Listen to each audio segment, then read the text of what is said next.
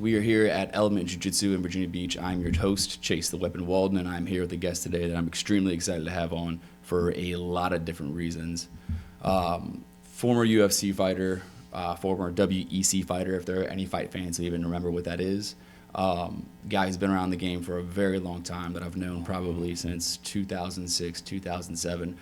One of his fights is ranked number 10 MMA fights of all time for a very, very good reason. Guy who has lived it, breathed it, done it. Again, been in the game. If you're having the conversation of pioneers in American MMA, you have to mention his name. So please welcome Mackenz the Menace Semizer. Feel old, dog. I hate it, dude. I hate it, man. You start naming like, yeah, I remember, bro, like from the single digits, 2000s. And you're like, dang, that was a minute ago. But I feel like, there's a saying like my dad would be like, remember what I told you, right? Mm-hmm. And then you start to remember the lessons you were taught, and then you try to impart those lessons on other people as well, right? Or at least your students or whoever comes to you for advice. And I think that makes me feel good, like, okay, yeah, I was running back then. I'm still running now. Yeah. Not in the same way, though. Well, so for people who don't know, your professional MMA career spanned from 2008 to 2012, correct? I think so. Yeah, so that is, at the peak of the absolute burst and eruption of MMA in America. Yeah. And you had boots on the ground, man. Looking back and knowing that you were in the top of the game, top 1% at the busiest or most exciting time in MMA American history, what's that like? I think it's an interesting thing to remember because the time was different. And then looking at how business is done now as it was in relation to how business was done before is very much different. When you say business, what do you mean?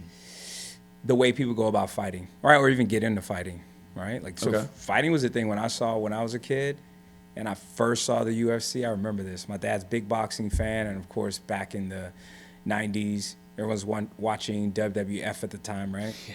And so I knew what wrestling was, knew what boxing was, and then I was wrestling, like real, like amateur wrestling, so I knew what that was, but I didn't know what actual, like, ultimate fighting was, besides the movie Bloodsport. Well, that is what ultimate fighting is. Yes, I don't know if you know that. Right? 100%.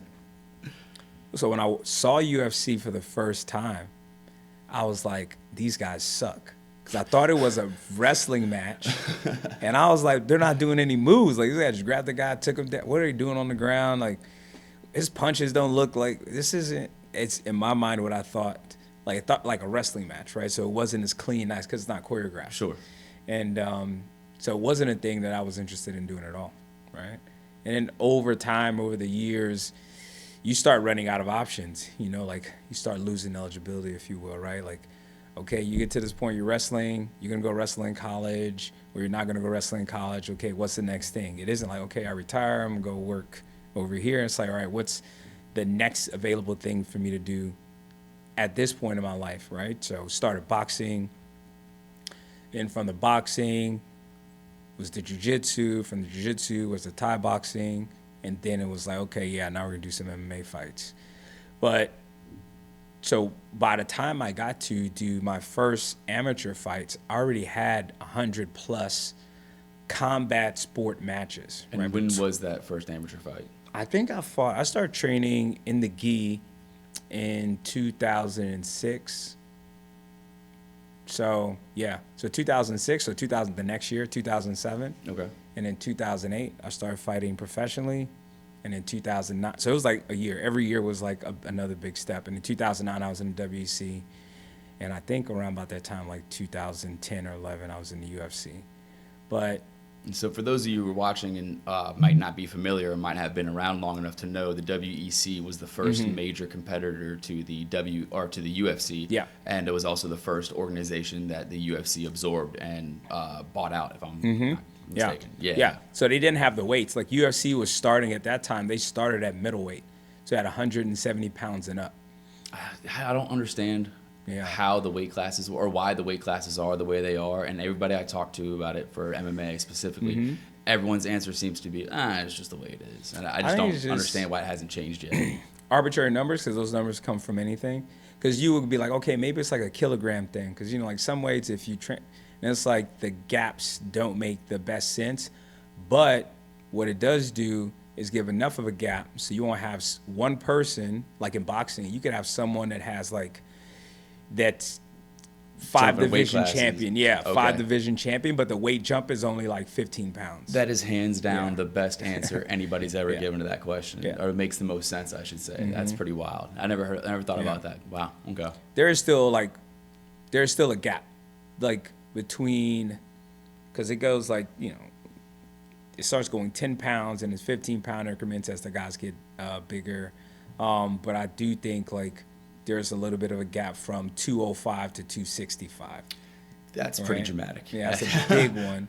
But at the same time, I wouldn't want to see a guy that can fluctuate weight have like 3 titles at once. Like 2's like cool, like champ is cool, but bro, what's the point? Like now you're just showing off. Yeah, now it's just like 2. It's just like if you're a fan of the sport and you're watching to see the drama, the different things, it's hard to defend 3 titles at once. Even 2 titles, it's hard to defend 2 titles. So you kind of like put them in a chokehold, say I got them, put them in your trophy case, and then, go star in a movie.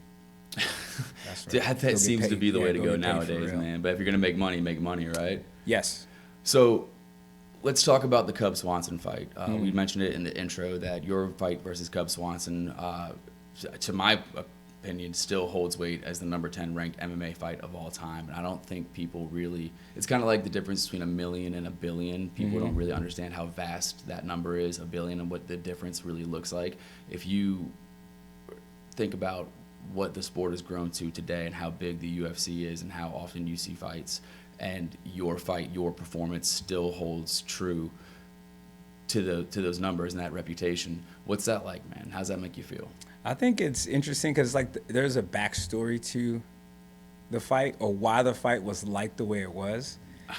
This is why I'm here. Right. Let's go. So like there was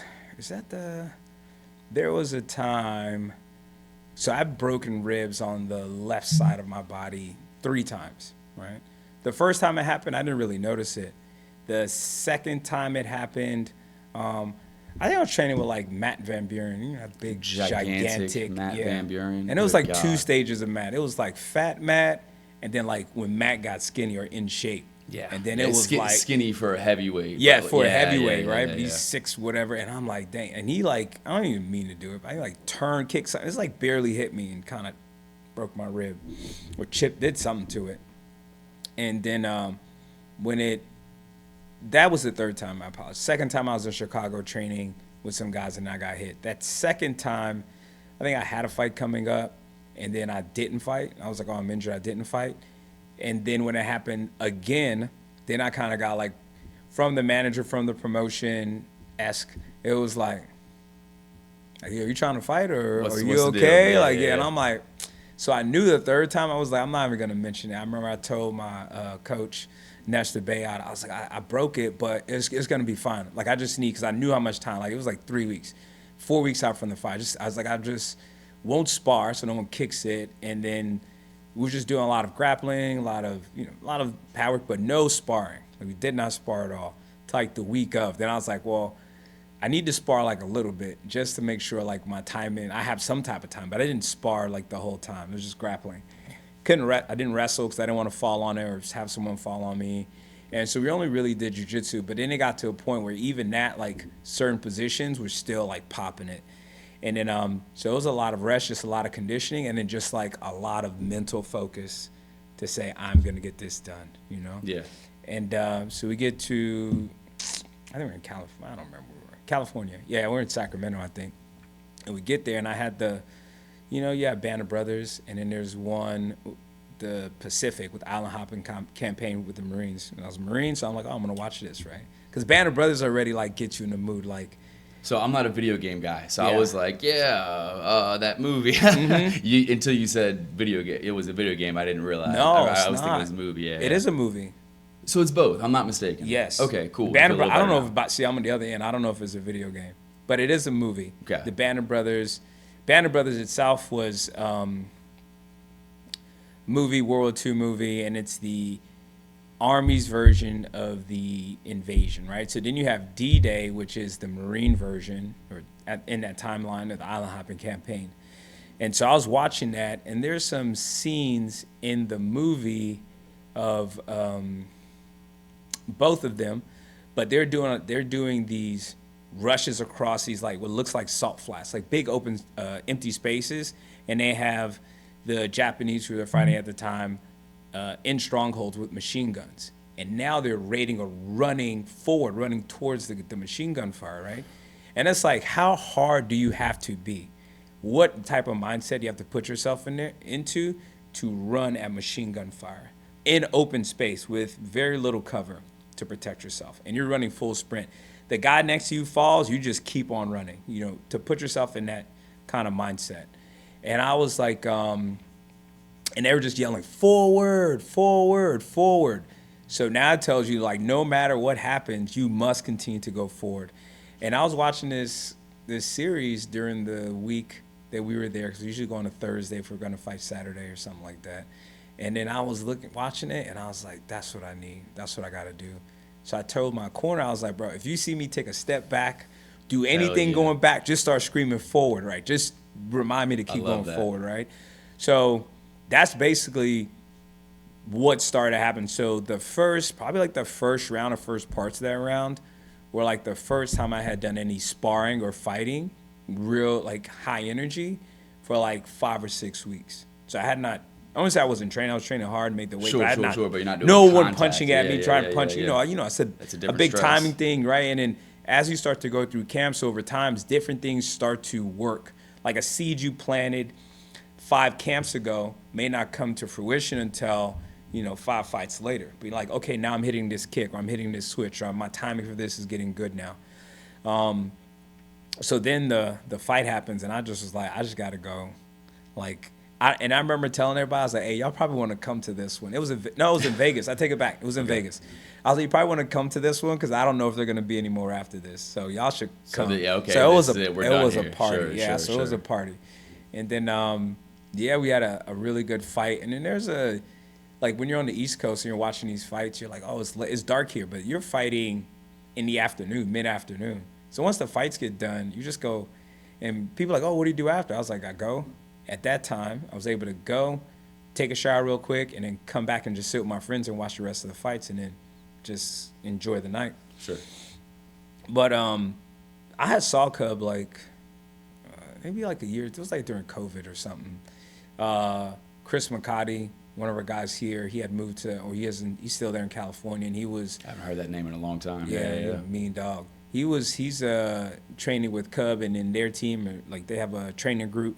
And he fought in Miami, and I just happened to be in Miami at the time, on leisure.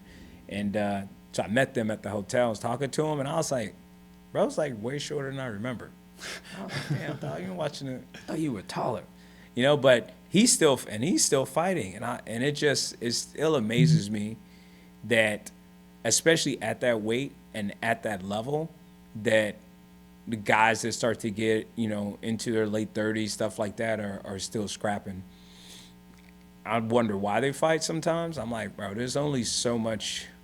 It can't be to prove anything because you can fight. It can't be to prove to yourself. So you're only fighting at that point for money, which is good because it's work and you should get paid for your work. Absolutely. But man, that was a long time. Brings the question forward is that for you, a lot of people differentiate, Chase from the weapon, right? 2 different dudes, 2 different personas, different personalities. There's different approaches to that. For you, would you say that fighting is something that you do, or fighting is who you are? Definitely something that I do. Okay. It's something that I do.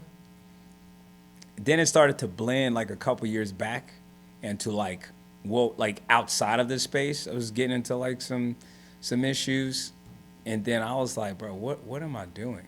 Well, it's funny that you say that because nowadays, again, I bet you probably 2006, 2007, spent a decent amount of time on the mats, learned a lot, tried to emulate your style.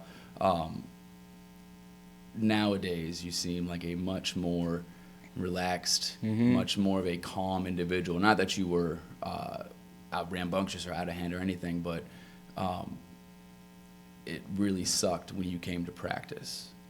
Yeah, You know, I would say, I would tell everybody that I'm like, I used to be crazy. it was culturally accepted and understood on the training floor, especially because as you were peaking out in your professional career, I was just getting I was just starting to do like full rules, bear shin, but still hammer. You know what I mean? So I was like getting good. I was like, all right, this is definitely what I'm about. This is the life I want to live.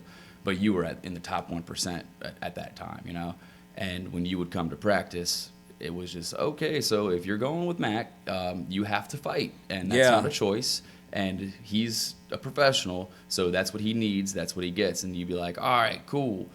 Until like a minute into the round, then you're like, this fucking sucks.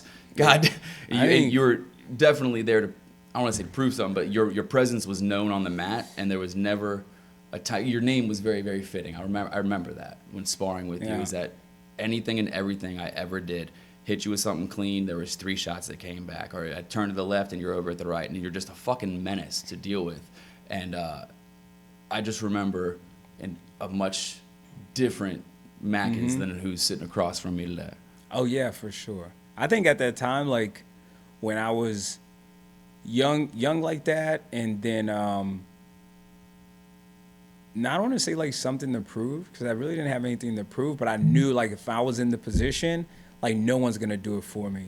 Like you have to get into a mental mindset. Like you need to be in between the lines when it's time to spar, train, whatever. Like you don't want to hurt anybody because then you're gonna have any training partners, but you need to give them full effort every single go. Like I would say, like before every round, like one, I would think, okay, I want to make sure I stay safe, keep my training partner safe, and train as hard as possible.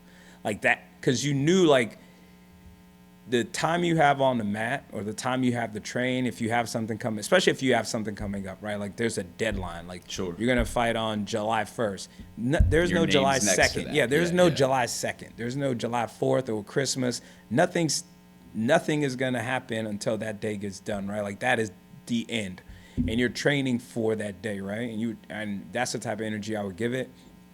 So when I would go into, I think I went to Chicago, and then I was training one time, and Jeff Kerner was my coach there, and this black belt, I think I was like a brown belt or something, and we're in this grappling session, and the dude's choking me, like full rear naked choke, like arm behind my head, and I'm like fingers dug in. I look at Jeff standing there with his arms crossed, and he's like, "You better not tap."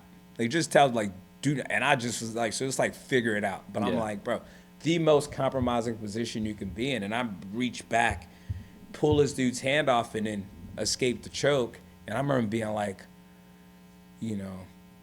like you have a thermostat, and then there's like a little governor on the thermostat. But if it gets to it, you could break it, like, and then it won't regulate heat anymore, right? Like you could do that in your body too if you have like heat exhaustion. Like you have an issue like regulating your body temperature and stuff like that. If you have like, which could lead to a heat stroke. That's why you have like one heat calorie, like it's easy to get it again. Sure. And it was kind of like that situation. That like almost like life or death. He's like, either you're going to get out or you're going to go to sleep.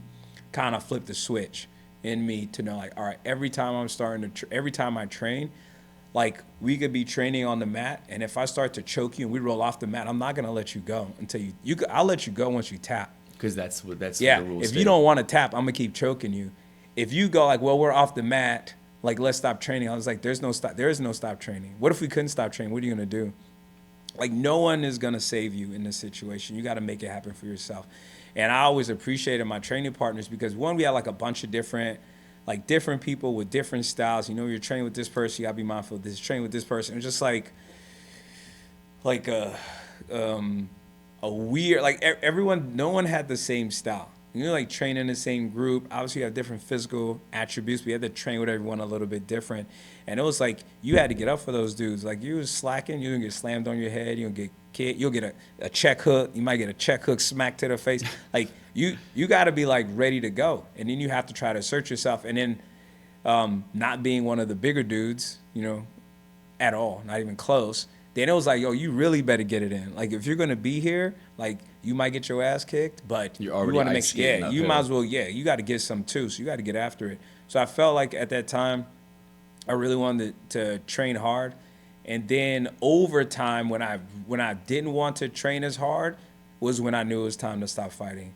Because I was winning. I was like, won my fight, won another fight. And then I was like, all right, bro, like that's it. I Sure. couldn't get up anymore, and I was like, nah, I need to stop. Physically, I still felt well because I was training still and everything, but it was like I didn't want to. I was not as comfortable putting myself in that fight mindset because that starts to leak out into your life, right? Like I'm dealing with my daughters, dealing with people. You're not as available, not as open, not as kind, and I was like, I don't want to have to keep going back to that space. Mentally. Yeah. So there's a moment in that Cub Swanson fight that I think doesn't get enough appreciation, especially from somebody who's a professional Muay Thai fighter. Knees are something we're very familiar with. Kneeing people in the face is something that we claim as our own fame, right?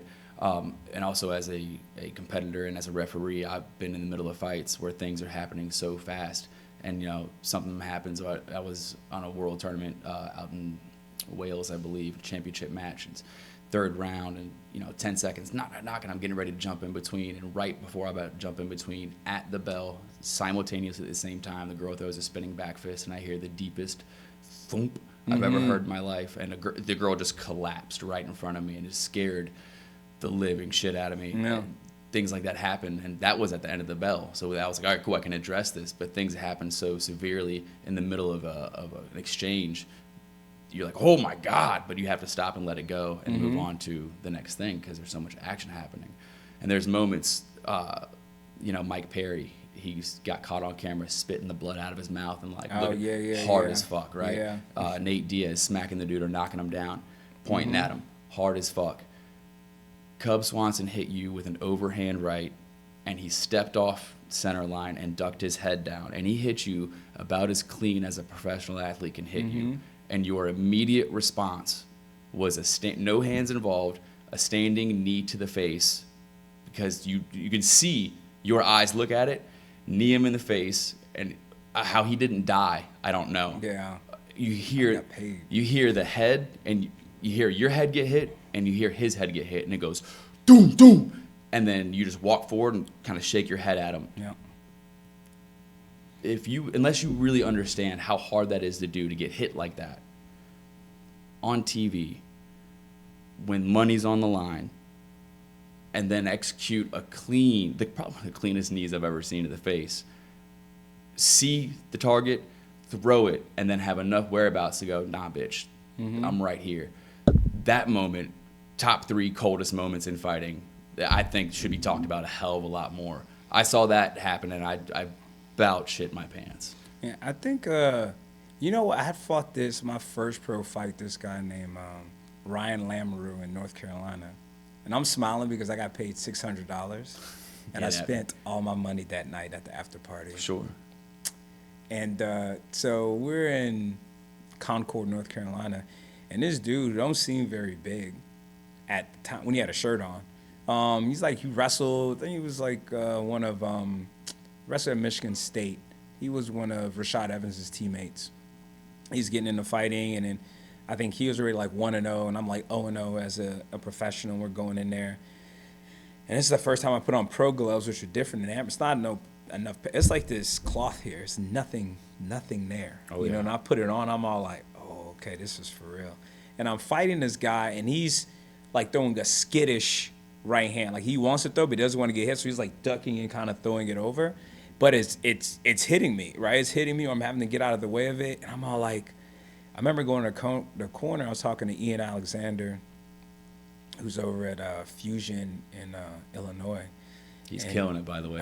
He's doing great for himself, man. So he's smart. doing real well. He's so smart. That dude can fight, man. Polar bear. That's a slept-on name, man. Yeah, for sure. I know he's got a life and a family and all that shit, but like dudes who know, Ian can move, man. That dude's slick. Ian can move. He got some big old legs too.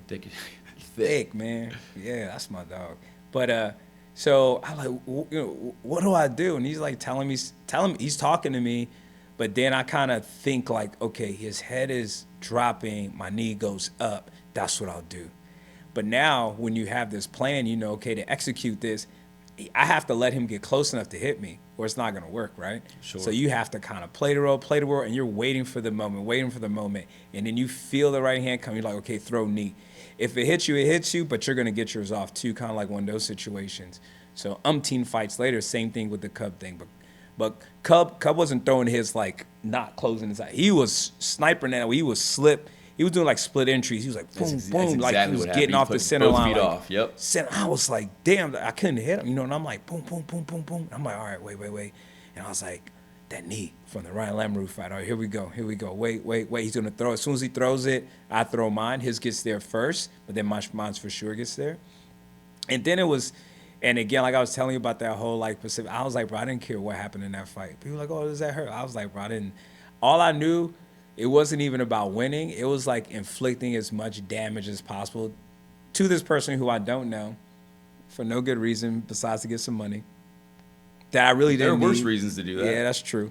But the whole idea was like the timing of the technique. And then a friend of mine, Rudy, who lived in like Rancho Cucamonga.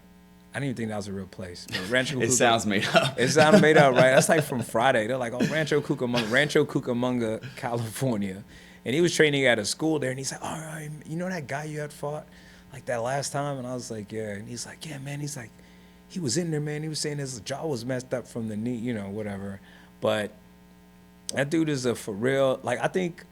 Well, he turned out to be Cub Swanson. You know what I mean? It's like one of those things where it's like, I don't hang my hat on like nobody's, whatever a person earns is what they earn. If I'm standing next to them while they're earning it, it don't make me no better. Not that I wouldn't stand next to them, that's my friend. But I wouldn't go like, oh, I was with such and such, or I was with such and such, or I was around such and such. But to say that I fought him, especially at that time, like when we fought, and then like after that, like him going on a knockout streak, like he was sleeping dudes, like bing, bing, bing. And then to look back on our fight, yes, post that fight, he was, when he hit the UFC, because our next fights were in the UFC, he was knocking them dudes out cold. And I was looking at it like, one, glad I didn't get knocked out cold, it wasn't me. And then two, I was like, all right, I could take a little bit of like, because of that situation or because of what I was able to resist, that I know like I'm gonna be good. Like I don't have to worry about like, you know, someone coming after me and I'm scared to get hit or I'm backing or, you know, being a little bit skittish about it. I'm like, no, that's no longer a thing. Yeah, that's not even a thing. Once you've crossed that bridge, you can't go back. You already know. You can't say, oh, I've been hit. You've set a new standard for yourself. Absolutely. And I went with the killer, bro. He was killing everybody. He couldn't kill me, so, you know. That's enough right then there. The rest of you can't kill me neither, right? So let's go. Yeah. So, I mean, I'm pretty open about my opinions on MMA. Mm-hmm. And again, I've been doing this for 20 years now. And when I first started training, everybody on the team, quote unquote, did Muay Thai. And then MMA started getting a little recognition. And then real quick, those tables turned, the numbers changed, and everyone was doing MMA. And everyone just forgot about Muay Thai. That's why everybody sucks. Exactly. Carry on. I'm sorry. I had to say that. So now, you know, I used to rent UFC DVDs from Blockbuster just to study and learn more about the game. And then when guys were really out there making, you know, before he was GSP and he was just George St. Pierre, you know what I mean? Like before the Ultimate Fighter, all that, and guys were proving that had a lot to prove because we didn't even know what we were looking at, right? They were just creating a new culture, creating a new sport pretty much. And, you know, it's cool that things have gotten so big that UFC is a household name and everyone understands what it is and how cool is that. But I feel like the level of the average UFC guy, you know, I'm not going to talk shit about the top tier 1%ers, that they're up there for a reason. But the average UFC dude just doesn't impress me, really doesn't. And you look back on that fight with Cub and that era and that time where that was raw hunger. There were guys in there who were truly trying to do something. I would dare say that if I had to educate somebody who came out of a coma after 30 years, that dude, the MMA is the new biggest thing, and this is what it's supposed to look like. Check it out. I would show them that fight because that's how MMA in my head used to be, much more on average, and now it's much different. I feel like it's much more watered down, even though there's access to tons of more talent. I feel like you can't ever replicate the kind of hunger that dudes like that had. Do you feel like there's a difference between your generation and the new generation? Yeah, but I think that goes back to like the grassroots. Like it goes back to, you know, in any endeavor, and people start getting attracted to it, it's going to start to pull people that would not normally be attracted to it. And if there's recognition behind it, it would keep those people there, right? So why don't we, you know, they say like the heavyweight champion of the world is a running back playing for the Chicago Bears or something. Like, we don't get the best athletes fighting because there's more money for them to do other sports. Sure. So you get this guy, and you're like, you get this guy that plays whatever high-level sport, let's say he's a football player in the NFL. Then you realize, like, oh, yeah, he was also on the basketball team, and he was also got drafted to the minor leagues twice. Like, he is the best athlete, and he just decided to do this, right? So we don't get that crop. That's why you don't see – there's big dudes in gyms, but you don't see that many big dudes in gyms. Yeah. Right? Yeah, There's not like an assortment, like, dang, dude, we got like 10, 6. No, they're just because they're playing basketball. You make more money playing basketball. Well, I see that a lot now. I'm sorry to cut you off. No, I go think ahead. you talk about athletes having other avenues to do shit. I was watching a special on NASCAR, and number one, like Formula One, NASCAR, those guys are definitely professional athletes, which I didn't realize how much G-force was created and how fast they're really going. But it was just 2 nights ago, I believe, I was watching NASCAR Full Speed, which is on Netflix, and one of the guys who was narrating or was talking about how fast the pit stops have to be, and we're dealing with professional athletes. And you hear these trigger words or whatever, like, oh, cool. And he was like, these guys are the dudes who didn't make the NFL. And then it starts talking about what they were doing or what their first goal was, and now they're just choosing to race these cars because you have to be athletic and you have to have hand-eye coordination to do it. That's like a second-tier thing or choice for them. Yeah. So people who do fighting, it's definitely something that they have to be committed to. To do that over choosing to do something like basketball or football or NASCAR, for sure. whatever it may be. Because obviously that's an option. Because there are not as many cheerleaders in the fight game. We're not, right? Like, so we were kind of talking about before we got started, like the MySpace days. Like, there was just not a lot of attention on it. I remember, like, I would not go out on Friday nights just so I could watch Friday night fights. Not so much for the fights, just so I could hear Teddy Atlas talk and hear him analyze and tell them what they should be doing and all this other stuff. Of course, I had coaches, but it's always like, for me, it was like get as much, hear as much, listen to as much, read as much, watch as much as you could. Or I had this thing where before I would go to sleep, I'd watch 5 fights. And this is like getting on YouTube back then where there wasn't that many fights to even watch. Or I like for featherweights, which was even less. I was watching a bunch of old Jose Aldo fights when he was fighting in the ring. Like, you're watching and trying to absorb as much information as you can. That part is missing. Like, guys don't do that. They watch highlights on Instagram or TikTok. They just watch the little piece. Well, what's accessible. Not realizing there's so much more to it. But now, because you should be over here, you're watching highlights of dudes over here, you come to me, let's say as a trainer, and you want to do this stuff. And I was like, you can't do this stuff. You have to go all the way back over here to get to this point. You know what they tell you? Say, you don't believe in me? I could but. Because they might be a good athlete. But good athlete doesn't make you a good fighter. When it starts coming back your way, it doesn't make you a good fighter. You have to do with so much stuff that is not physical. The mental doubt you have every single time you get up there to train, every time you do everything. And then to suck for, let's say you did an 8-week camp, and you feel like you sucked 7 weeks and 6 days. And on the 7th day, you're supposed to feel like a fucking superstar. I'm going to go, yeah, I could jump over ass. a car, I'm going to kill everything moving, right? People they'll get 1 or 2 bad days and they'll crush. They'll skip training, miss practice. But I would have to be, I don't remember missing, I just don't remember not being on the mat. Or if the mat time is available, not training until the end. But you'll have guys that come now that I've done enough for the day. I have stuff to do. I'm tired. I'm this. And I just look at them and I just go, I don't say it's never going to happen for you, but it's not going to happen for you that way. Yeah. Like, you need to understand, like, this is not a sometime endeavor. And then you're on Instagram at 2:30 in the morning. And then you're, doing a run, but you got your phone. Like, bro, you can't be running hard. You can't be training hard. Like, you recording everything, you cannot be going hard as you can. Like, so that's perfect. Again, I hate the stereotypical sayings that the real work is done in the dark or whatever. But it's very true. I talk to my fighters and my athletes about, like, when they say they can't do it because they have the job or they have school afterwards. Like, dude, you know what I used to do just to get my bag work in or just to get a workout in when I couldn't get over there? I would work 12-hour shifts at quite literally the busiest restaurant in all of South Carolina, right? California Dreaming. You look it up, owned by the Central Arc Company, multi-billion-dollar business. And I mean, huge place right on the ocean front. We used to get Dwayne Wade and a whole bunch of NBA players coming on their yachts. I mean, it's just Charleston, South Carolina. I mean, it was a lot of money. And the underground basement area was like for celebrity cars and shit. People would park their cars down there. And somebody had bought a heavy bag as a joke for our manager because he was this former Notre Dame football player. Like, oh, instead of punching us, you can go punch the bag. Yeah. When I was like, oh, word? It's a bag downstairs? Yeah. So I would get my 12-hour shift in, 10-hour shift, whatever it was, busting ass, waiting tables.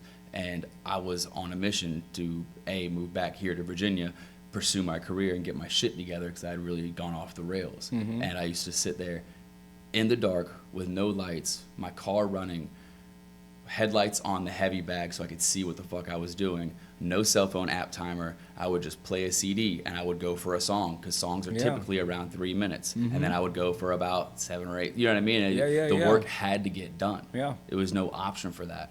But on that other side of that coin is fighters try to kill themselves. Like, dude, you've been doing this, a good buddy of mine, I'll leave his name out of it, has got, a couple hundred amateur fights as a boxer, very high-level professional fighter, and he's still in the gym like, okay, I got to go run 7 more miles. Like, no, you don't, dude. You don't have to do that. Not anymore. Like, it used to be a thing because you had to, forge your body into a different body, and you had to forge your mind into a different mind. But at what point in time do you have to stop doing that?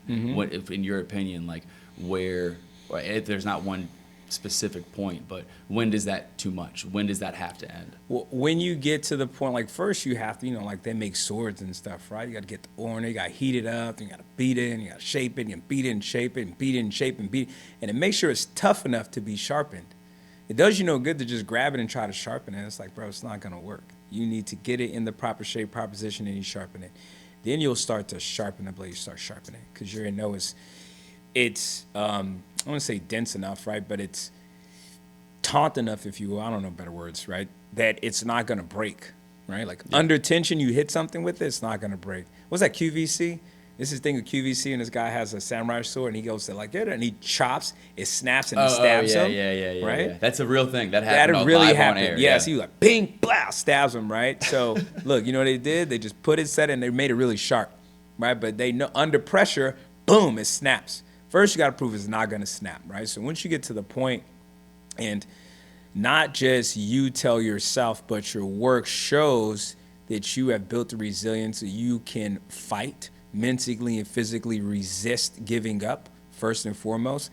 Then you can apply your will onto a person, and then you'll sharpen it with good training partners, good ideas, good training session. Then just like everything else, you need to start mapping out your training. But that only comes after you really, not people tell you on the ground, your coaches, your training, people in your circle, not your mom, but they're always going to tell you good stuff for the most part, right? They're all going to, you're doing great.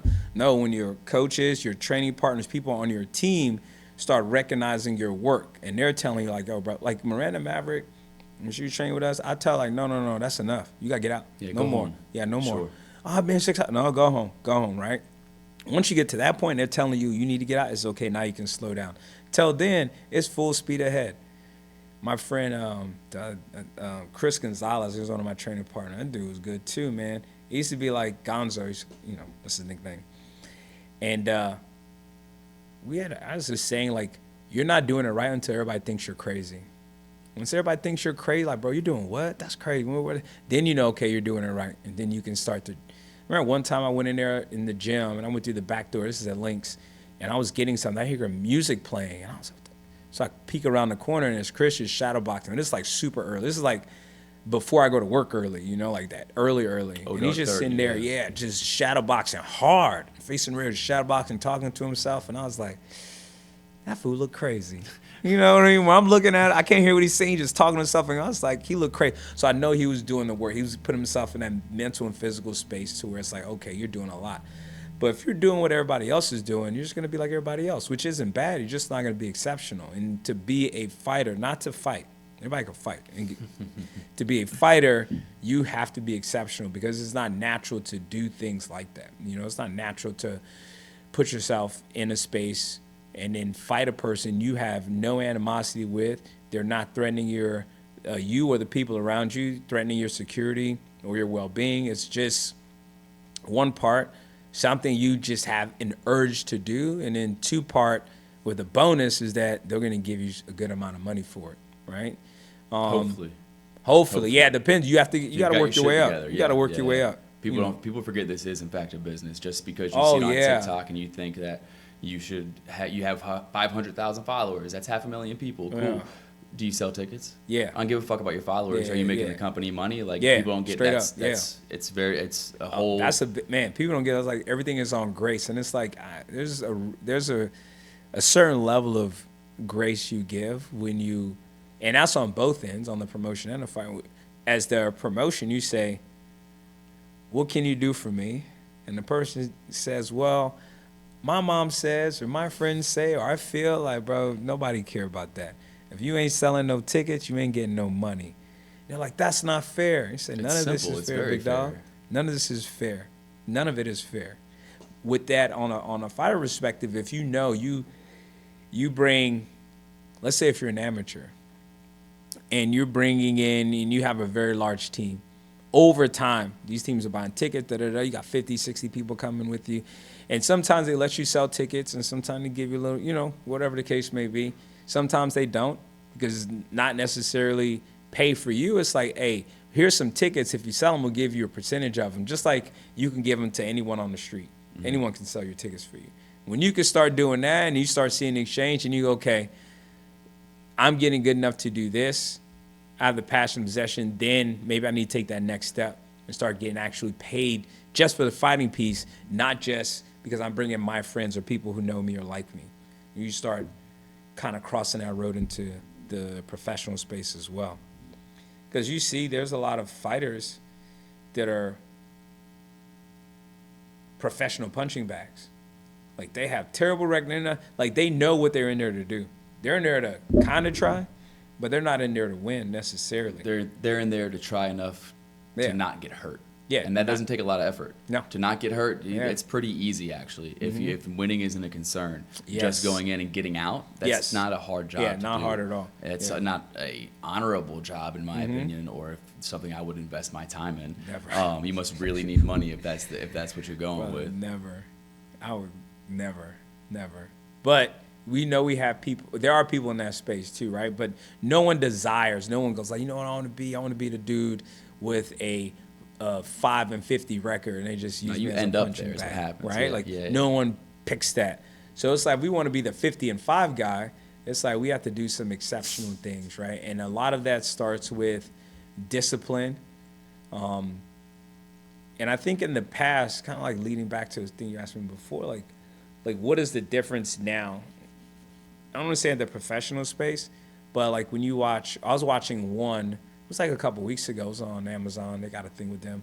And I was watching it, and I was watching them dudes with, what's the kid? Not Holcomb. What's his name? Nick, I don't remember. Nicky Holskin? I think it was Holskin. I don't remember his name. You're dropping a lot of names that sound familiar. Yeah, it sounds with age. Yeah, one of them Dutch over there on the other side of the water names. But he's a British guy now I'm thinking about it. From the UK somewhere. Anyways, them dudes were murdered. They were like doing basically their Muay Thai thing was, it was without gloves, the MMA gloves on, right? Okay. So the MMA gloves, and they're doing it, and those dudes can fight, like fight. You know what I mean? Like, people sleep on English Muay Thai, man. High level, like you see crisp, clean techniques. With that being said, there's certain elements that are removed from the fight, which allows you to do some things, to do more things, or you don't have to worry about someone trying to take you down. Yeah. So then obviously you can stand much higher, you get a lot more leverage on your punches, all of the good stuff that comes with that. You can't continue to fight on the ground, so you get to take advantage of that, right? You take a lot more chances. But then watching those guys and realize they've trained, and then the guys that were transitioning, because then they had some MMA fights too, but their striking, their grapple was still extremely good, like appeasing to the eye, like knowing when you go into the ring or cage, like that's probably 60% of what you actually can do, vice when you're in the gym. You know what I mean? Yeah. So like it looked good. You know what I mean? So I know they're even better when they're in a With the super English, comfortable space. I don't know what they've done culturally or what they've done with the sport or why it ended up being that way specifically. But the English style of Muay Thai I like to describe as savvy yet savage. It's just as sexy and as much of a chess match as you want it to be when you're looking at high-level striking and high-level Muay Thai. But make no mistake about it, they're absolutely in there to kill at the same time. But they're going to kill you in the sexiest way possible. You know what it looks like? It looks like Dutch kickboxing and Muay Thai like merged. Yeah. Like the fast, crisp hand combinations, powerful elbows, powerful knees, and then brutal kicks too. And then they're just like mean. You know what I mean? So Like, yeah, that's what it is. And I honestly have a problem with it, but everyone's got a different definition they want to put behind a term, like Dutch kickboxing or traditional Thai, whatever. Yeah. But I think what you're saying is right. They've got the aggression of the Dutch kickboxing style, which is known for its in-your-face brutality and its high level and high volume striking. But typically that I'm not saying always does, ends up being like a sloppy, kind of ugly fight if you're throwing too much. But when the English do it, they do it with the crisp precision, high-level accuracy of real, quote-unquote, authentic Muay Thai. So they've got the crisp, high-level technique of Muay Thai, but the fuck you, absolute bull in a china shop mentality of the Dutch. And I think it's one of the most perfect combinations for fighting that is around, man. It's a nasty blend. What do you think, like, because I was talking about this on yesterday. Yesterday was Tuesday. And I was talking about this in the class, and I was like, the success of we were striking, we started talking about, like, because of the rules in any set will dictate how the fighters fight, right? Like, so. Has to. That's why they're right, there. yeah, like, that's where they're, right? So what they'll do, as they start to change, if they adjust the rules and people will start adjusting their training and then try to take advantage of the rules, and then that can become a style by itself. So when I watch, like, the English, because they have like the heavy boxing influence maybe as a primary, right? Like all those kids want to, they be fighting. Then you have like, let's say, okay, now we can kick and knee, but you can't elbow. Elbow and grabbing is cheating, right? They say, okay, well, that'd be like kind of like Dutchess, right? Because there's certain things they're taking out. Then they say, no. We're going to get it deeper. We're going to go to more, well, you can clinch, elbow, knee, do whatever you want to do. Just don't throw them on the floor. Well, you can throw them on the floor. Just don't go after him after you throw him on the floor, right? Then you got this. Then it's like, when you throw him on the just keep going, right? Then you get like into the MMA space, right? And they're going like bink, bink, bink, bink. And of course, there's a bazillion martial arts in between. But they, like you were saying, man, their blend of like, that is like brutal. Like, I love to watch it. But then it's like they've had the discipline and been in a space where you have to rise to that level to be able to compete or even make it out of the gym. So let's say if you're training at my gym, just like it was for me, I was at Link, you just couldn't go like, hey, man, I'm going to take this fight and I'm going to go do what I want to do. I'm gonna They're like, okay, cool. You're like, yeah, can you guys come in corner? They're like, yeah, it don't work like that. Like, it doesn't work like that. You don't represent our team. If you're going to go do something on your own, God bless you, best of luck. If you want to do this as our part of the team, you will come, you will train, and then I would say, I think it is time for you to take this fight. I think it's time for you to take this fight. Because, or they would do this. Oh, man, I hope Sean Yarbrough comes up here and tell you this. What they'll do. You go up and you're like, hey, I think I want to fight. And then they, right? So you think I want to fight.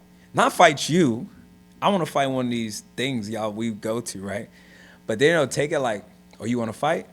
Cool. Gear up. Sure. And you're like, no, right now, go put it on. You want to fight? Come show me you want to fight. And it's like, and then you get there, get your ass beat real quick. And then after you're beating, you say, okay, you still want to fight? And you say, yes. Okay, now we go, right? We did this Ryan Nugent. Ryan Nugent came, but I used to have these 6 a.m. sparrings. Let me tell you, this is when I was crazy. I'm moving on, I'm changing the subject, but so 6 a.m. but I wouldn't go to sleep the night before. I know, bro. Look, so I would go, and I would be training the night from grappling, whatever, and then the night would be over. I go home, take a shower, go to my girl's house, and we used to watch the Kardashians and just drink wine. If I was you, I would have left that part out. Look, that I'm wasn't just integral to the story. Listen, man, I was drinking the wine. It's like the old car when it was in the before Kanye and all that. Before like the old, like when they was in the rented house, you know, like the rich, like we was just drinking wine all night, and then it was like, okay, we got 6 a.m. sparring, but it would be like 3 a.m. I'm like, it don't make no sense to like really go to sleep, right? It's gonna be harder to wake up. Yeah, so we would just stay up, you know, entertain ourselves, and then I would go training in the morning.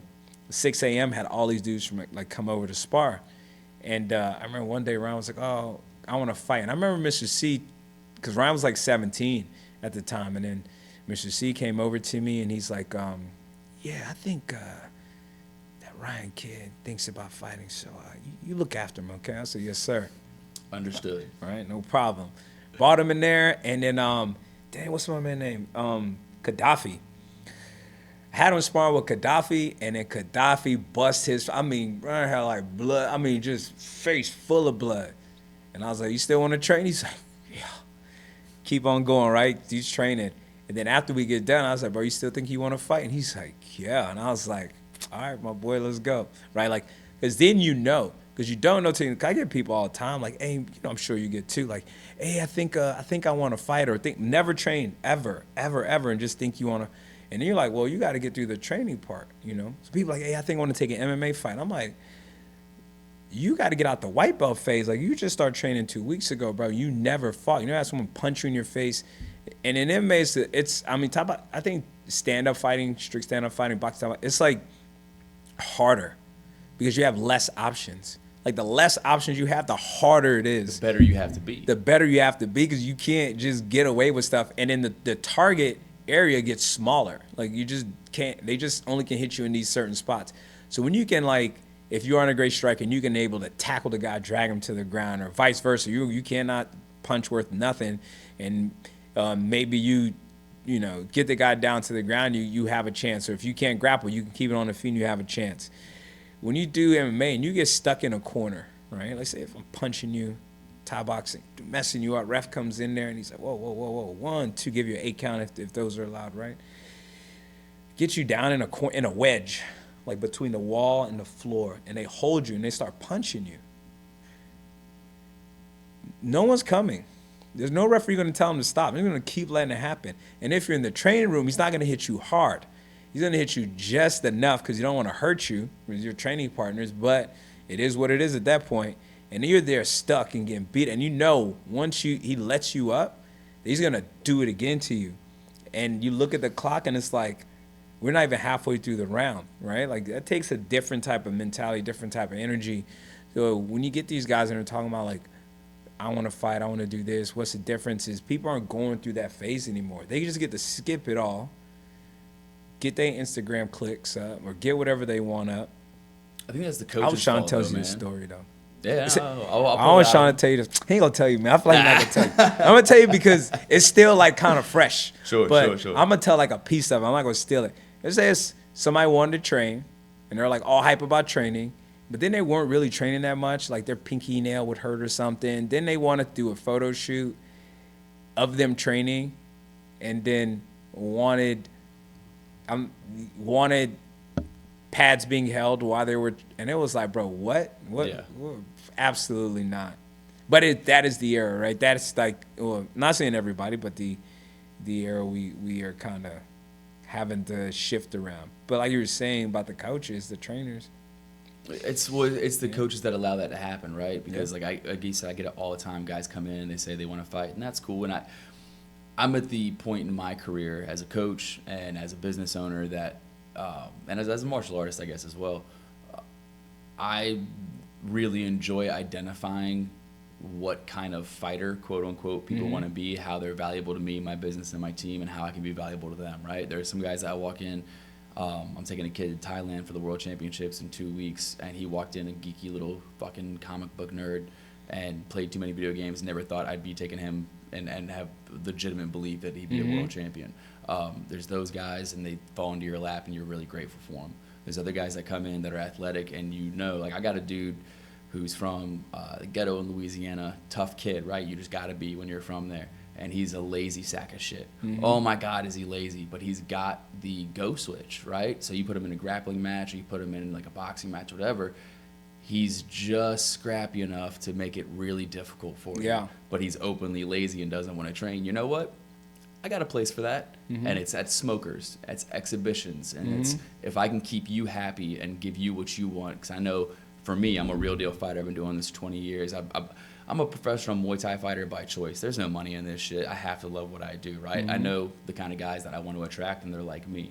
But if I can get guys like that are happy to pay the money to my gym, and they'll do what I ask, even though that level may be different of them. Like for him, he wants to compete, you got to do X, Y, Z. My fighters have to do X, Y, Z, go back to A, B, C, D, and start over.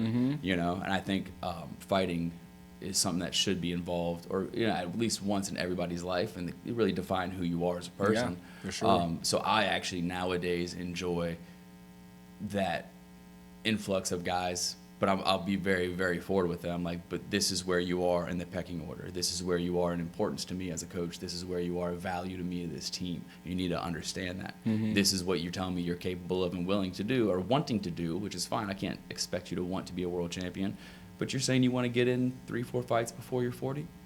Fuck yeah, dude, let's rock. But also, you're going to meet my standards, you know? But I'll set them differently for different people who have different goals.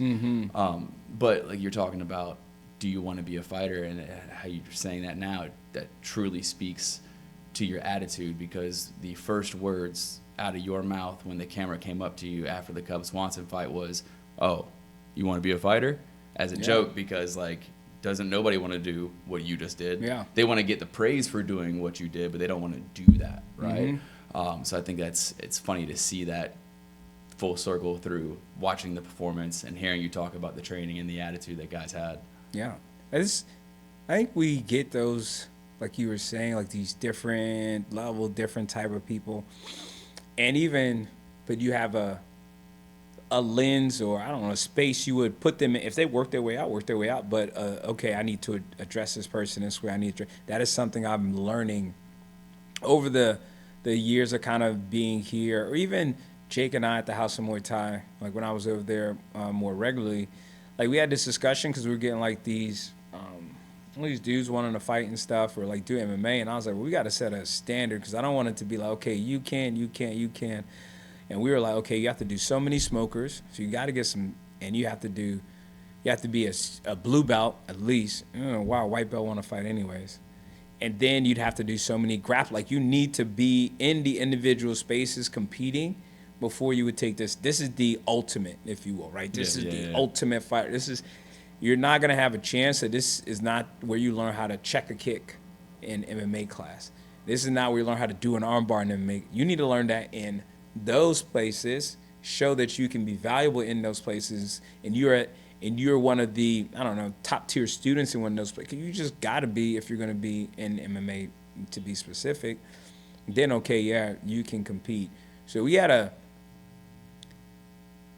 space where we could control that, but they've had great success there, and it like kind of grew to the point where it's like so many people want to compete or want to fight, and there's so many more avenues for like Thai boxing now, right? Like so many more, I would say smokers, because there's still I don't want to say a finite, but because there's more gyms, you have more smokers. So you have more opportunities for people to get fights in. Before, it was like you had to go to a larger tournament, or it was like a big sanctioned event, so they had to pay a lot of money. Now people can do them in their gyms, basically, if they have a big enough space. So you have like, I'm learning, I should say, to adjust to that. So when my students are talking to me, because sometimes it clicks back on. Like they start wanting this fighter stuff, and I just could feel myself like, because once you tell me, this is what I was like, don't tell me your dream, because I'm going to hold you to it. If you tell me you want to be a fighter, well, every time you're lazy, every time you don't do something, I'm going to be on you. I'm going to be on you the whole time. Like, I'm not going to tell you you're doing great. I'm not going to praise you. I'm not going to be lifting you up. You need to understand, like, that is a part of the game if you want to be a fighter. But in my mind, I'm thinking they might not I just want to get one fight just to make me feel, that part I'm not adjusting to. Like, you want to be a fighter that's going to continuously fight, because those are the people, you know, like the Mirandas, the Chris McCartys, like those are the people I was working with, like people that really, really wanted. It was like whatever they had to do to get their money to feed themselves, keep their lights on, and then it was nothing but training. You know what I mean? Like that was their main focus. That's what I'm used to. So when the one person, I just want to do this one smoker this one time, I'm like, okay. Sure. We can, oh yeah, down the road we can do that. I'm just going to be like, you want to fight? Go get your gloves. This is a life, goddammit, not a hobby. And I'm like, bro, you can't do that because it's so dangerous too, man. It's like fighting is dangerous for real, but I was just like, yeah, you don't want to do this, man. I tell him like, you want to? I was like, bro, don't do it. Don't do it. Whatever you feel after you get done, it's gonna go away. And then if you want it again, you have to do it again. And then it's gonna go away, and you want to do it again, and then. To be able to keep doing it, you have to keep making the major sacrifices if you don't want to get hurt and if you want to keep all your teeth in your mouth, you got to keep it serious because somebody trying to knock them out. Somebody trying to take all of your teeth out of your mouth. They're trying to embarrass you in front of everybody you know in your whole life. They just don't want to beat you. They want to knock you out so bad it gets on ESPN. They want to do bad things to you. So if you don't want that to happen, you have to prepare yourself. So I'm working on like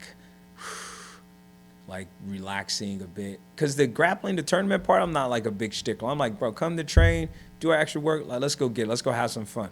Because I feel like you can just grapple. You can get hurt there too, but you lose, okay, you got another match, you know. But when it comes to punching, kicking, you're going to physically hit somebody, they can separate you from your consciousness. That's what I'm kind of like, this is way more serious, dog. This isn't just like the grappling tournament up the street. Even the smoker, I'm like, you might go in there and you're like giving this smoker energy, and a dude might get in there and he trying to knock, you know what I mean, knock you through the roof. When you were, man, I don't want to talk about that. But you've seen it. You've seen it, right? You've seen dudes, oh, we're in the smoker, let's give it, and boom, boom, boom. You're like, oh, they're knocking dudes out around here. This is smoker energy. Well, I think it's something intrinsic in the human ego that if you see like a grappling match and you see a guy tap out, you're like, all right, cool, that's how it happens, right? Because it's understood and accepted that that's what's supposed to happen because you don't want to kill the guy, get hurt, whatever. But even though taking a knee, stepping back, saying I quit, doing whatever of the following actions in a fist fight, ring, striking match, whatever, is understood you can do that, dishonor, disgrace. You know what I mean? There is an understood loss of value and content of character when you say, no, I quit in a striking match. You know what I mean? Dare I say, you know, people go, oh, little bitch. Like, you know what I mean? Like, that is something about it being striking and grappling where, you can put me to sleep. You can end my life with a choke. Oh, for sure. But it's totally okay if I do this. Yeah. However, when you are clobbering me in the face in front of my mom, my girl, my friends, and I'm being completely and totally embarrassed, and life has never been worse, and I choose to give up then or do the exact same thing, tap out on the floor, take a step back, all of a sudden I should never fight again. Never. Isn't that weird? Bro, you know what I was thinking about that? Because you'll be on it, like, say you're at a tournament, you're watching, you'll be like, bro, just tap. And it's like, cool, bro, just he caught you, it is what it is. But if you were getting beat up, you'd be like, bro, just quit. You would never scream that up there. Ever. And then if you quit, I was gonna say, bro, if you quit, I'm like, bro, this ain't, like, you can still train, but bro, this fighting stuff. You need to look in the mirror and have a long conversation with yourself. Long one, brother. If you think about coming back in here, that's very true. That's a good correlation. That is true, man. Because I think, as a coach, I think I would be like, if my fighter, but obviously if they're getting out, it's my responsibility to say, okay, no mas, that's enough. Throw in the towel. Hey, stop. But if they go like, boom, they're like, oh no, that's enough. You kind of looking at them like, you better have broken ribs. Some better be broke. Some better be broke for you to quit. I was listening to an interview with Miriam Nakamoto, if you're familiar, very, very famous in the striking community, very well accomplished. She said, she didn't mention his name, she said at one point in time she was dating a guy who was a fighter as well, and he had a fight and she was front row. And whatever happened, the guy was getting beat up and he was like doing this number. And she was like, oh, that's my man. No. Yeah. Felt so bad. And then she straight up said it too. Like, she was on Joe Rogan, And Joe was like, well, what's the problem with that? And she was like, the fuck you mean with it? You should be going down like, fuck you. Yeah, and like, yeah. She had this high expectation of like, you better die in your fucking shield. Yeah. But if you're going to date a woman like that, who's that accomplished and is that fucking tough and fights like that, I can't imagine dating a woman who was a more ferocious fighter than I was. That would be a weird dynamic. Yeah, I'm not. Yeah, no, I'm not. Not even just a fighter, just because there's a certain level of competitiveness that goes into those sports, and I feel like the less, I don't want to say physical attributes you have, because if you're like a big dude and you're a fighter, or if you're like a medium dude, when you're like a small dude and you're fighting, you know it's like something extra going on in there. Like, it isn't just a regular dude. It's something extra going on in his little body, bro, and he's going to be real scrappy every time. So for a woman to do it at a high level, like, so she's even below the little, so now she's like extra intense. You're like, oh, let me get the door. I can get the door. You think I can't get the door? You're like, oh, fam, chill. Put your hands down. You're like, oh, put my hands down. People are looking, man. Chill? Relax. Oh, are you telling me to relax? No. I'll be too scared, bro. Too much. But you see, but that's true, though. Like, I think mentally as a fighter, you're preparing yourself for the worst thing that could possibly happen, right? And like, though you may have positive affirmations, you know, you may have things like little therapy methods you do to kind of clear your thoughts and all this stuff. In the end, you have to tell yourself, like, I am ready. I'm going to give this max effort. You know what I used to tell myself? You don't have to just tell yourself that. You got to believe it. 100%. You have to have the goods to believe, right? Like, you got to remind, like, I used to, when I get my, like, little prayer, and I would think, like, bro, just make me fearless. That's all I was like. I just put me in a position. I've never turned, because you'll see people fighting. They'll turn away from the action, right? They'll curl and they'll turn like this. Oh, don't, turn her. And I'm like, never thought about doing it, never did it, never nothing. Like, I don't care if I get gouged in the eye, hitting the stomach. I'm going to keep you in my line of sight, right? And that goes back to, like, just warrior thought, right? Like, back to whenever. And you start saying, if you aren't prepared to do this, to let this go all the way completion, you should not get into this encounter. You shouldn't go into a sword fight if you're scared to die. If you're like, I don't want to die, then you should not come here. Now, with that being said, fighting is really weird because we don't, like, we're like, fuck, go out. And then we see someone get hurt and we're like, damn, dude, like, this stuff's like, I think on Instagram I saw some guy in a boxing thing and he was like, apparently, whatever his issue was, I don't know if it was like a cardiac issue or actual trauma issue from the fight, but he got pulled out on a stretcher and like they had to revive him, all that stuff. And you see, you're like, damn, dude, like. So then when you get that little kid, like, I want to be a fighter, you're like, no, little man, you don't want this. Like, scared, you don't want this, little man, back up. You don't want none of this, right? Like, you don't want to do this. And so, but as a fighter, you have to put yourself in that space, like, no matter what happens, I'm going to give this max effort. And that's what I tell my guys. I don't care if you win or lose. You can't control if you win or lose. You can control your preparation, you can control your attitude, and you can control how much you put out. I'm telling you, don't leave anything for the swim back. You sprint as hard as you can go the entire time, right? Like, that's the thing that, you know, people will naturally try to stop. They'll go until it hurts, maybe try a little bit more, and then they're like, oof.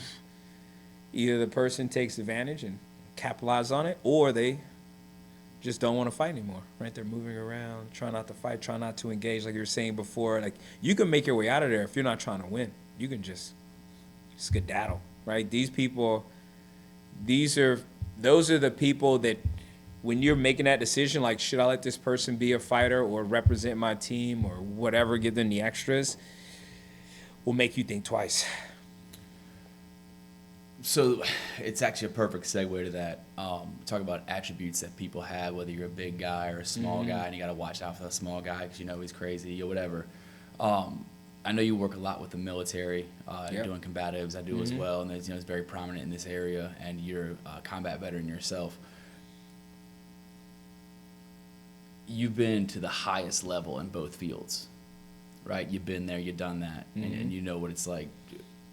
With the guys you work with, and for you more specifically with the hands-on experience, did that, having been to combat where your life was on the line and there was a penalty to pay, and then having been in the top tier where the penalty was your ego gets hurt. Mm-hmm.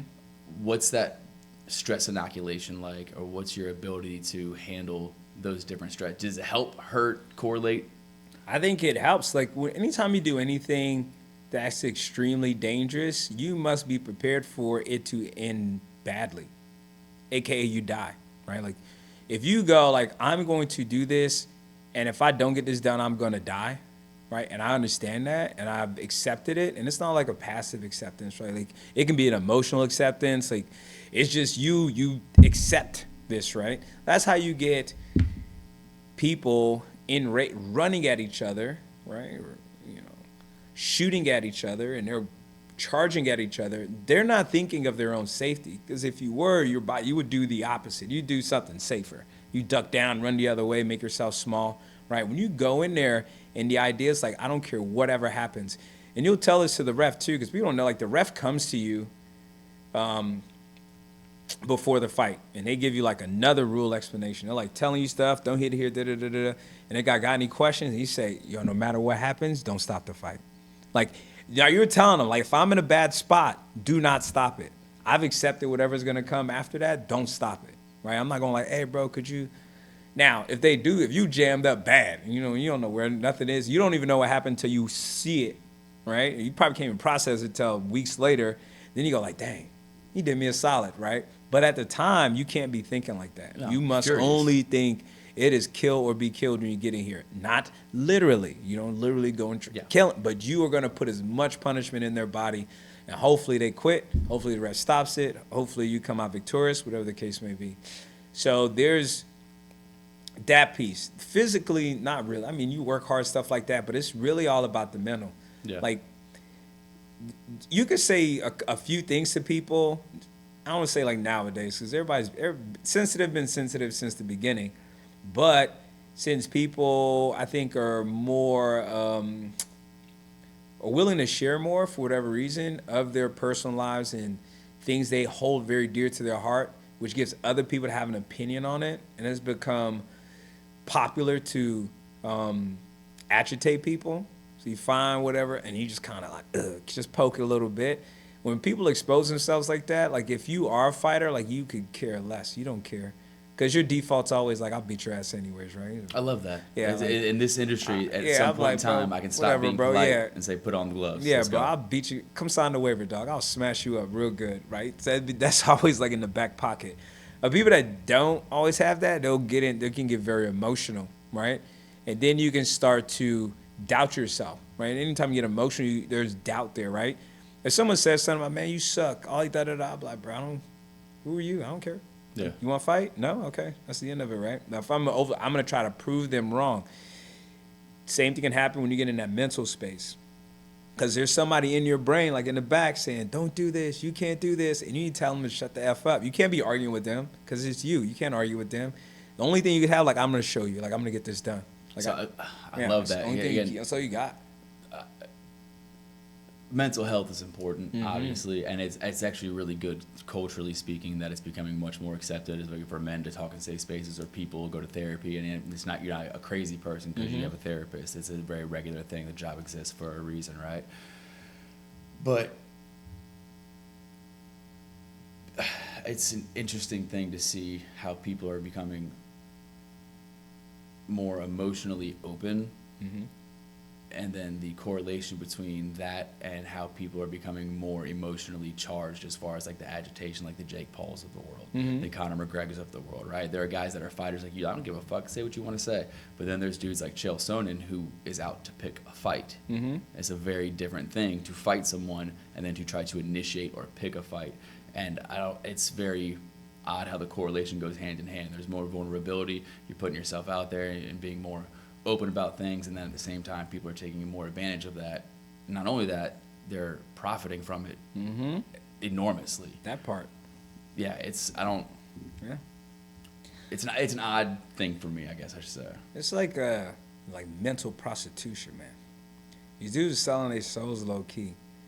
I always say this, like, as whoever you are, I want to say man, woman, whatever sovereign person you are, if you don't want to do something, you shouldn't do it.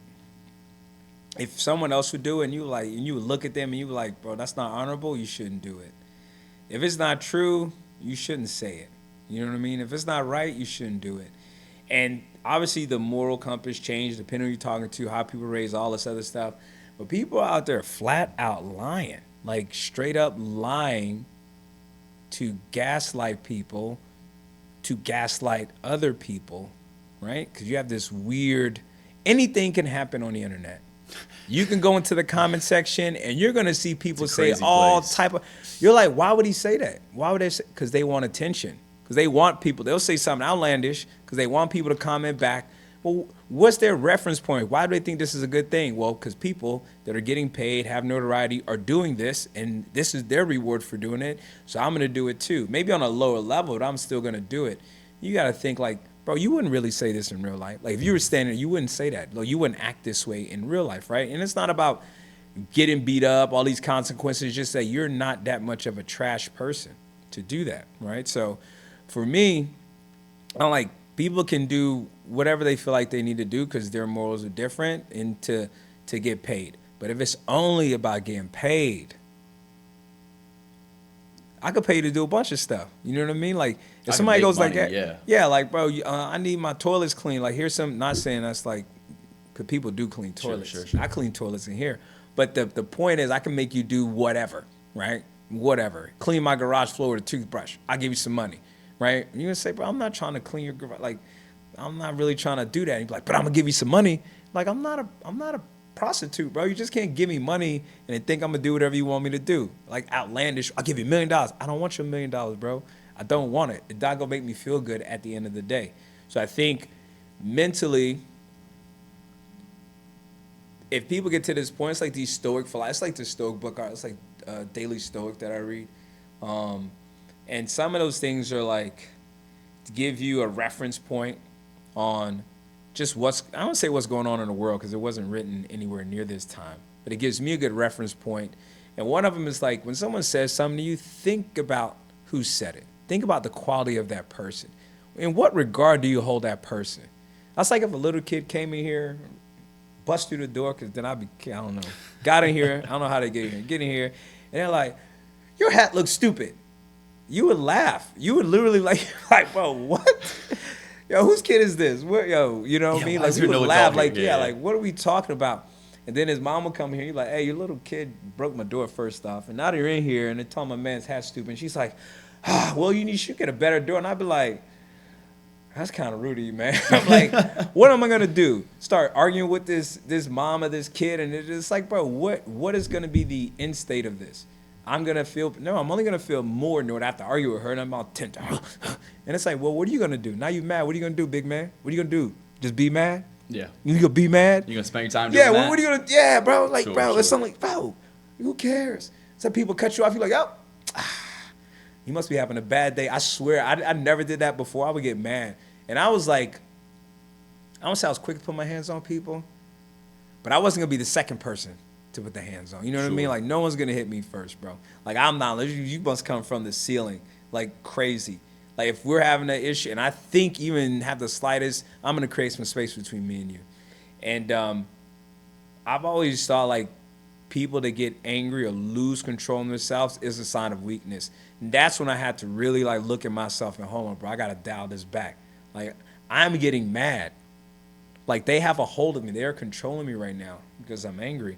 And I was like, I have to do these things, start reading these books, doing these mental exercises to help calm myself down, because I feel like those triggers of like from the fighting, from the military stuff, like all that stuff before, I was still using as a battery to charge me up for the day. And I'm like, bro, you can't use that because I think I can control it, but then sometimes it just comes out, and I don't want it to come out. You know what I mean? So you're speaking as two very different people with two very different mindsets. Oh, right? yeah, like the for fighter sure. and the business owner, whatever. But in our positions as fighters and athletes and business owners, you know, it all kind of encompasses in one. You know, the mindset between fighter, coach, business owner, leader, Yeah. We don't necessarily sign up to be leaders, but these kids will Oh, walk in these yeah, doors for and they sure. will make you somebody in their life. Absolutely. To them, who you're somebody's father figure you never knew. Yeah. You're somebody's grandpa. You know what I mean? Yeah. You are everything that they need you to be, and you'll be that because that's who you are in their head.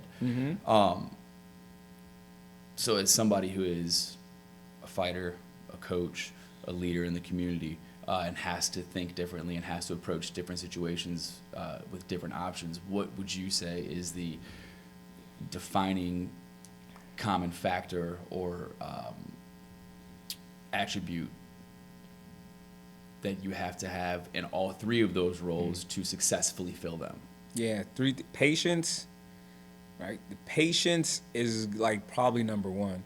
Like grace with myself for the mistakes I make, grace with other people for the mistakes they make, and then discipline to show up and to be every time they come in here, anytime I interact with them, especially in this space, in this building, my idea is like this needs to be repeatable, right? Like every time you come in here, the gym should be clean. Every time you come in here, most of the time, 99% of the time, we got the waters ready, right?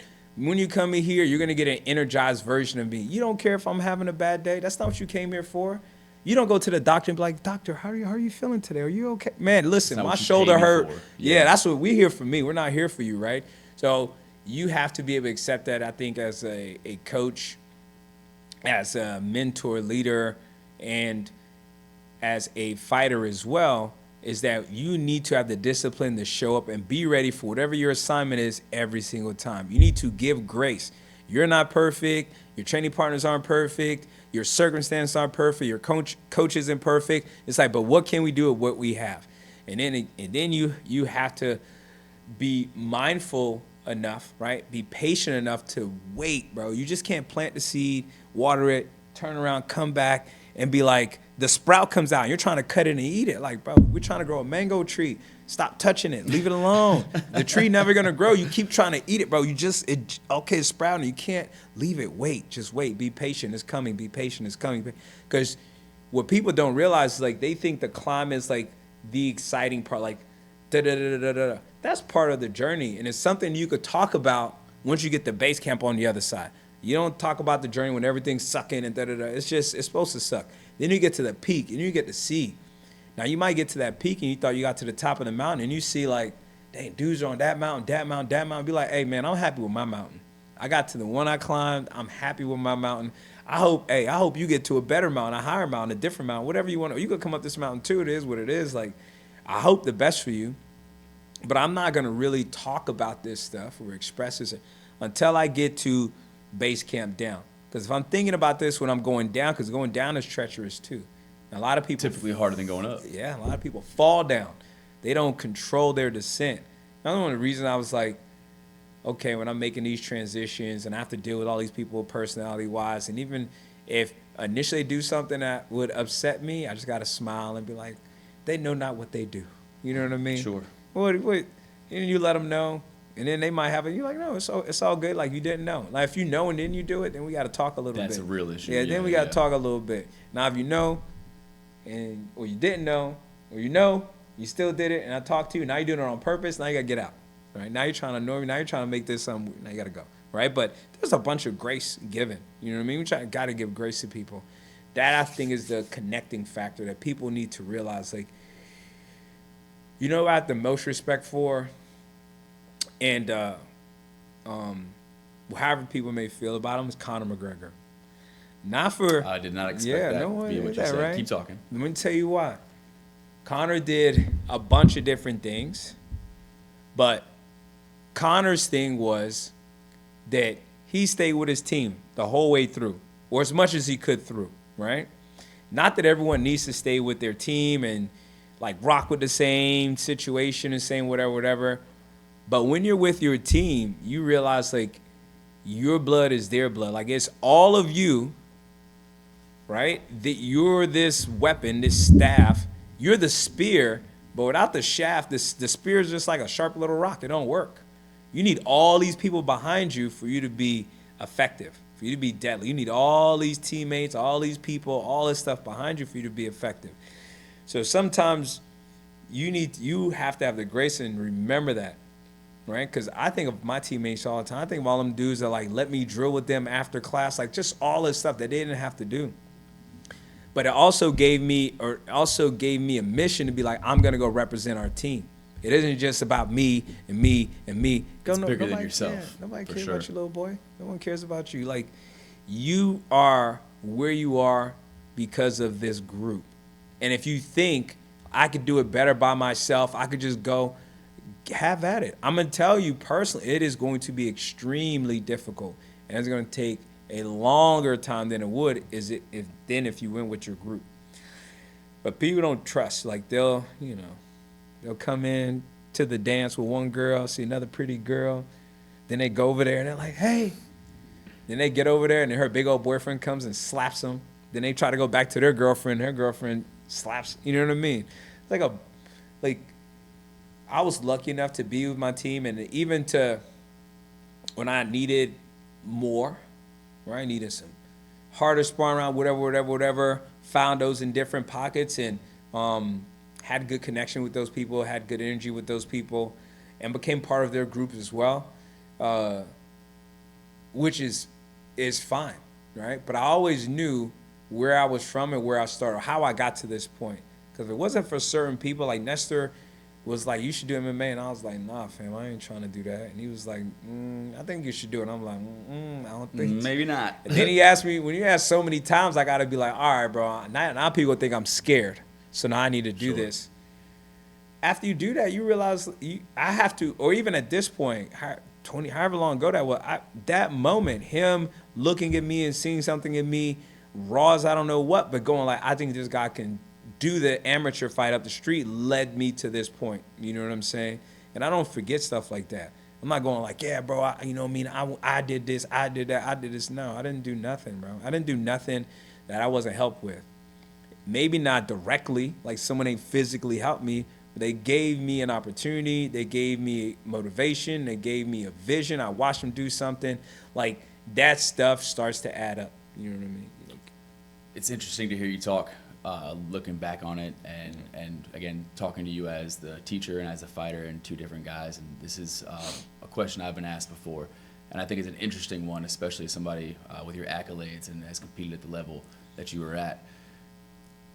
Let's say science experiment happens, and there's another Mac, and we bring Mac from 2009 to the door. You think you can beat him in a fight? Yo, look. You know, I got this elbow thing right now. But I'm trying to think, like, listen, for sure last year, I would have, bro. Damn. It's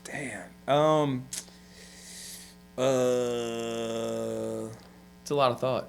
Yeah, man. No, let me tell you why. Just because I would feel bad for him. You know what I'm saying? Like, I think, like, that's like the softness I got now. You know what I'm saying? I would be like, cause you know, you spar with your students, you can't like be malicious to them anymore. You got to kind of like play with them. You're like, you know, and they let them hit you. Go, oh, you got me, you know. But back then it was that dude. I don't know. It would just be a long day. I think I'd catch him at the end, but because I just wouldn't stop. Even though I would just keep coming back. Even though I lost, and you're like, okay, that's enough, bro. I would just sit out the door and be like, just sit there until you like you want to do it again. Or I'll come back every single day until you want to fight again. And if I lost, I come again and again and again. Like me now, realizing that this dude's just go keep on coming till I let him win one time, I probably would let myself win just to get rid of him. Like, all right, bro. This is the easiest way to solve the problem. Yeah, get out of here, bro. That's the wisdom right there. Yeah, you got this one. I'll be like, yeah. You know what I mean? Because, bro, I used to just be training, man. I remember them days, man. Like, you know, they take a toll on you too, just physically. They take a toll, like, in your, I don't even know what you call it, your social spaces, social whatever. Absolutely, yeah. It takes a toll too, you know, and you still have to paying for it on the back end, maybe sometimes on both sides, but it's still like a journey, man. It's funny, it's wild, because then I get the, you know, it's like, all right, if you got like, especially at that time, like, all right, bro, let's go out. Like, everybody's going out. We're going to go eat at such or go wherever. You knew, like, if you went with, like, 12, you like, they all could fight. Like, so you like, you know what I'm saying? Like, you could go out, you meet good quality people, because that's the only way you can last in the game. It's like so many dudes that, that I either talk to all the time, sometime, keep up with them on socials and stuff, like, and doing well for themselves, man, like, whether it be in their business, with their families, all that other good stuff, man, I'm, like, very happy for them. But I knew the only way I would know them is if they stuck around a long time, you know what I mean? And to stick around a long time takes a certain personality, takes a certain type of person. To what that guy was saying that day, like, oh, you guys look just normal. You wouldn't even know. And I'm like, yeah, because you can't make it if you're, you're not going to make it, bro. Yep. You're going to get beat out the gym. I know for me, like that 2009 version, I would see that dude and I'd be like, I only want to train with him. I only want to beat him up. That's the only person I want to train with. Give me all the rounds with him. You know what I mean? That's just the mentality I had then. Now I'd be like, bro, just leave the guy, bro. Yeah. He knows not what he do. He's okay. You know what I mean? But back then it would have been on. But that's the only way you can make it to this point. You can't make it if you're a tough guy. Gotcha. You know what I mean? Yeah. Well, it's been awesome sitting here with you, man. As we wrap things up, you got anything coming up with your gym? Why don't you tell the people where we can find you and get more information on you? You can find me at man, we're just cooling, man. You know what? Like, I think this is my passion, though it is a business because I got to pay the bills. It is a passion project still. You know what I mean? It's like me giving back for all the bad stuff. This is my penance. Sure. You know what I mean? But then I get to deal with like a lot of cute kids. I get to deal with like some really cool dudes, some really cool ladies, like just a good group of people. So it's not even like a show. Like, if you want to train, like obviously, like, hey, come train. No, it is what it is, bro. Like, we just chilling. Like, we're just here having a good time. We have a party going on every day, Monday through Friday, around about the evening time. But there's plenty of space to do that. So I say this: if I had like one thing to promote peace, I'll chill out, bro. Stop trying to be so tough all the time, and stop crying on the internet, and just chill, bro. Be happy for what you got. Like, just relax, bro. Just well, chill. you guys heard it from the man himself. Mac, thank you so much for coming on, man. Thank you for everything you've done for the sport. Hopefully have you back on again soon, brother. Oh, yeah, for sure. All right. Thanks, everybody. Peace.